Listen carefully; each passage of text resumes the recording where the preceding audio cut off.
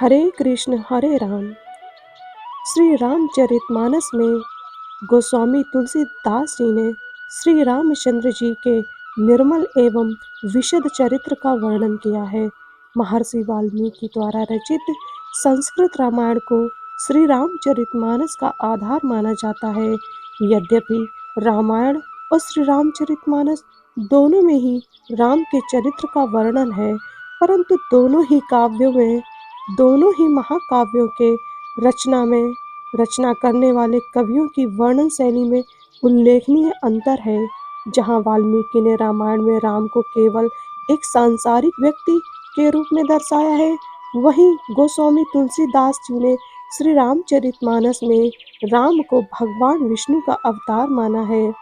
श्री रामचरितमानस को गोस्वामी जी ने 7 कांडों में विभक्त किया है। इन 7 कांडों के नाम हैं बालकांड, अयोध्या कांड, अरण्य कांड, किष्किंधा कांड, सुंदरकांड, लंका कांड, युद्ध कांड और उत्तरकांड। छंदों की संख्या के अनुसार बालकांड और किष्किंधा कांड क्रमशः सबसे बड़े और छोटे कांड हैं। तुलसीदास जी ने श्री रामचरितमानस में अवधि के अलंकारों का बहुत ही सुंदर प्रयोग किया है, विशेषकर अनुप्रास अलंकार का। श्री रामचरितमानस में प्रत्येक हिंदू की अनन्य आस्था और इसे हिंदुओं का पवित्र ग्रंथ माना जाता है। संक्षिप्त मानस कथा। यह बात उस समय की है जब मनु और शत्रुपा परम ब्रह्म की तपस्या कर रहे थे। कई वर्ष तपस्या करने के बाद शंकर जी ने स्वयं पार्वती से कहा कि ब्रह्मा विष्णु और मैं कई बार मनु शत्रुपा के पास वर देने के लिए आए। विधि हरि तब देखी अपारा, मनु समीप आए बहुपारा, और कहा कि जो वर तुम मांगना चाहते हो तो मांग लो, पर मनु शत्रुपा को तो पुत्र रूप में स्वयं परम ब्रह्म को ही मांगना था। फिर ये कैसे उनसे यानी शंकर ब्रह्मा और विष्णु से वर मांगते हैं?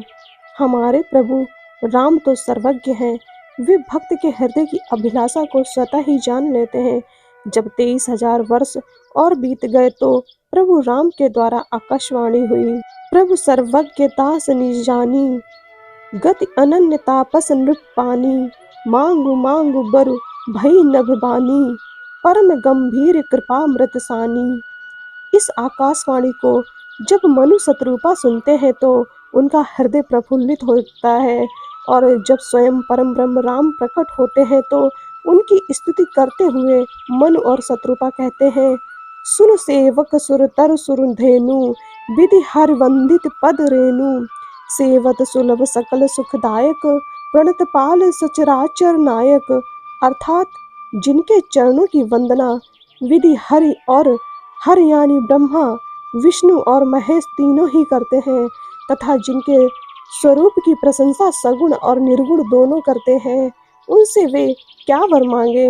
इस बात का उल्लेख करके तुलसीदास ने उन लोगों को भी राम की ही आराधना करने की सलाह दी जो केवल निराकार को ही परम ब्रह्म मानते हैं।